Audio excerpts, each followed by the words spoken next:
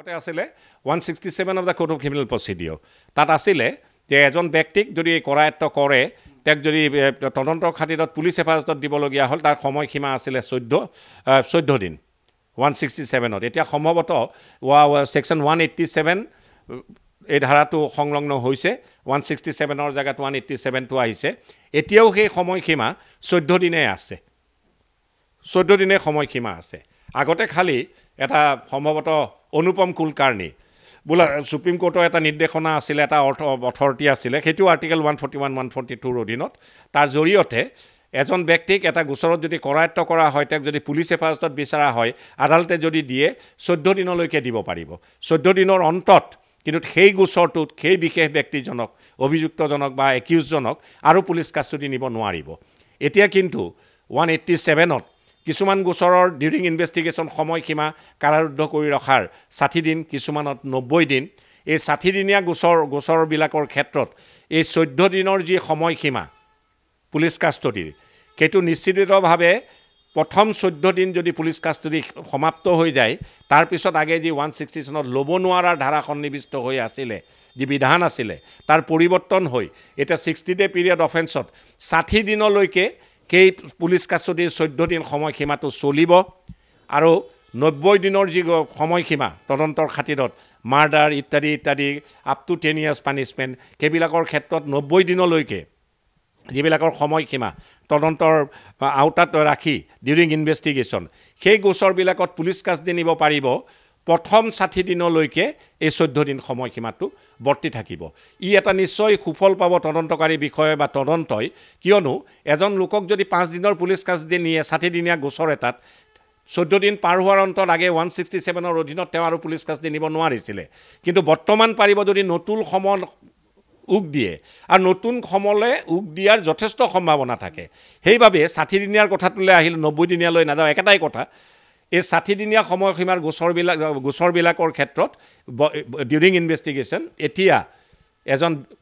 ব্যক্তিক বা একিউজক যেতিয়া পুলিচ কাষ্টডিলৈ নিব পাৰিব সেইজন 14 দিনলৈকে নিব পাৰিব কিন্তু সেই সময়সীমাটো 14 দিন একেলগে পিৰিয়ডটো শেষ হোৱাৰ পিছত আগে যি পুলিচ কাষ্টডি নিব নোৱাৰা বিধান আছিলে সেইটো পৰিৱৰ্তন হৈ 40 দিনলৈ সেই 14 দিনৰ সময়সীমাটো পুলিচ কাষ্টডিত প্ৰযোজ্য হ'ব আৰু তদন্তৰ ক্ষেত্ৰত ই নিশ্চয় এটা ইতিবাচক দিশ হ'ব আৰু এটা কথা সুধিব বিচাৰিছোঁ আপোনাক এটা কথা সুধিব বিচাৰিছোঁ যে যেটো ডিজিটেল যেটো এফআইআৰ কথা কৈ থকা হৈছে বা ইয়াত সন্নিৱিষ্ট কৰা হৈছে যে ডিজিটেলি আপুনি এখন এফআইআৰ দিব পাৰিব যিকোনো স্থানৰ পৰা আপুনি এফআইআৰ দিব পাৰিব কিন্তু কথাটো হ'ল সেই এফআইআৰখন দিয়াৰ পিছত তাৰ 3টা দিনৰ পিছত আকৌ মানুহজন ফিজিক্যালি গৈ এখন এফআইআৰ কিন্তু দিব লাগিব এনে ধৰণৰ তাৰ লগত যিখিনি সংলগ্ন প্ৰথম কথাটো হৈছে গোচৰটোৰ আৰম্ভণিটো এতিয়া ট্ৰাইলৰ ক্ষেত্ৰত কি হয় যে এফআইআৰখন দেৰি কৈ দিলে ট্ৰাইলৰ ক্ষেত্ৰত একিউজে বেনিফিট পায় ইত্যাদি এতিয়া কিন্তু এফআইআৰখন দিলেই ৰেজিষ্ট্ৰেশ্যনটো হ'ব তাৰ পিছত এইবিলাক টেকনিকেলিটিজ তেওঁ আহিব লাগিব তেওঁ শাৰীৰিকভাৱে উপস্থিত হ'ব পাৰিব তাৰ জৰিয়তে কিন্তু প্ৰথম বিধানটো থাকি যাব যে এফআইআৰখন ডিজিটেলিও দিব পাৰি আৰু ডিজিটেলি দিলে জেনেৰেল ডায়েৰী এণ্ট্ৰিয়ে হওক বা ৰেগুলাৰ কেছেই হওক বা প্ৰিলিমিনাৰী ইনকুৱাৰীয়ে হওক আৰক্ষীয়ে তাৰ ওপৰত দৃষ্টিগোচৰ কৰিব লাগিব আৰু তাৰ ৰেকৰ্ড আৰক্ষী থানাত ৰৈ যাব ই নিশ্চয় তদন্তৰ ক্ষেত্ৰত সুফল হ'ব এই ডেফিনেশ্যনৰ যেটো 210 ধাৰা তাত এইটো লিপিবদ্ধ আকাৰত আছে আগে আছিলে খালি মেল ফিমেল এটা জেণ্ডাৰৰ ক্ষেত্ৰত ট্ৰান্সজেণ্ডাৰটো অন্তৰ্ভুক্ত হৈছে খালি ইয়াত এনেকুৱা ধৰণৰ কথা আপুনি মানে মই কৈয়ে দিওঁ আগতে regarding prevention of homosexuality bestiality non consensual sex with transgenders সেইবিলাকৰ ক্ষেত্ৰত এটা পেনেল ধাৰা সন্নিৱিষ্ট হৈ আছিলে ইণ্ডিয়ান পেনেল কোডত সেইটো আছিল 377 of the Indian panel code কিন্তু আজিৰ তাৰিখত 377 of the Indian panel code তাৰ সংলগ্ন ধাৰা বা কৰেছপণ্ডিং ধাৰা বিএনএছত উপলব্ধ নাই মই আপোনাক এক্সাম্পল স্বৰূপে এটা কথা দিব পাৰোঁ যে যোৱা মাহৰ 14 তাৰিখ অৰ্থাৎ 14/6/2024ত এটা specific instance within the territory of India গোৰখপুৰৰ এখন হোটেলত 4জন ব্যক্তিয়ে এজন 23 বছৰীয়া যুৱকক সোডোমাইজ কৰিছিলে আৰু তাৰ ফলত কিছুদিনৰ পিছত তেওঁ অপবাদ সহ্য কৰিব নোৱাৰি তেওঁ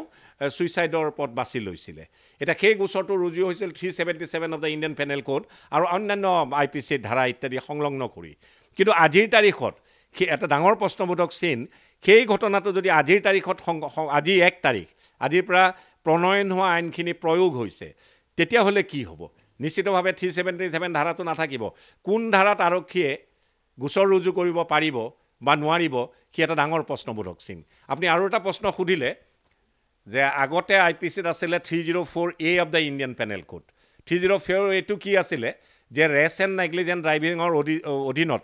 যদি কালপেবল হোমিচাইড নহয় এজন ব্যক্তিক যদি এক্সিডেণ্টৰ জৰিয়তে মৃত ঘোষণা কৰা হয় তেতিয়াহ'লে কি পেনেল ধাৰা প্ৰযোজ্য হ'ব সেই গাড়ী চালকজনৰ ওপৰত নিশ্চিতভাৱে 304A হৈছিলে আৰু 304A হ'লে তাৰ কোৱাণ্টাম অফ পানিছমেণ্টটো আছিলে ব্ৰিটিছৰ সময়ত আই think 1860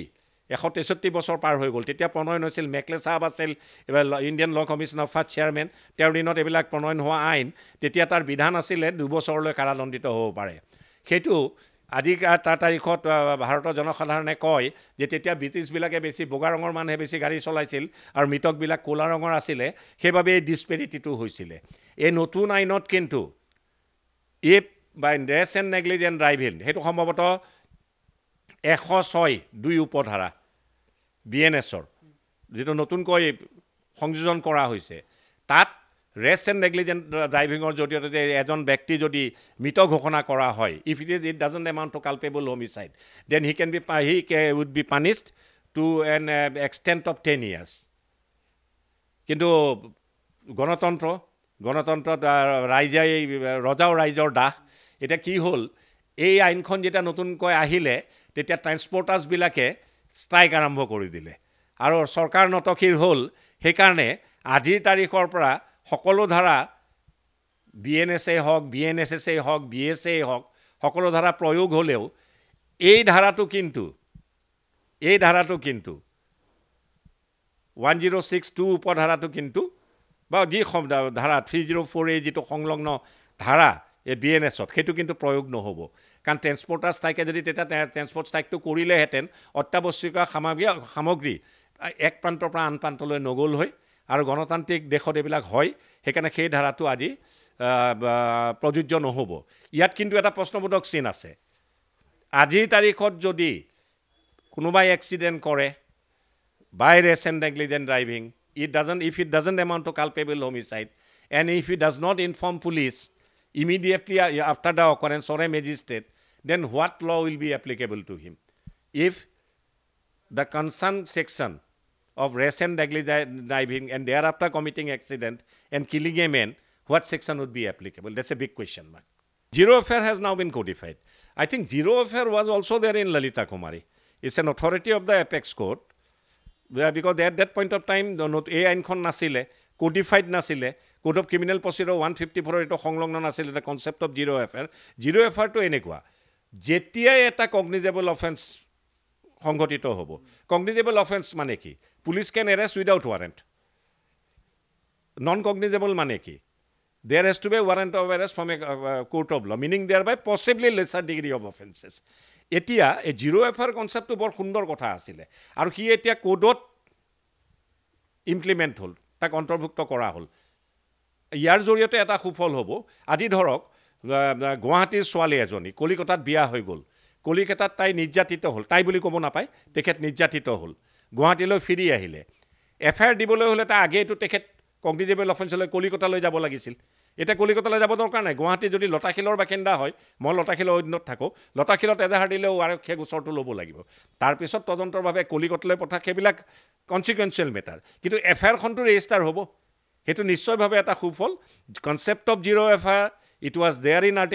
under article 141 and 142 of the Constitution of India because of Lalita Kumari it was not codified but it was the law in India in the Indian criminal justice delivery system আজিৰ তাৰিখত এটো কিন্তু codified আৰু ই নিশ্চয় ৰাইজক সুফল দিব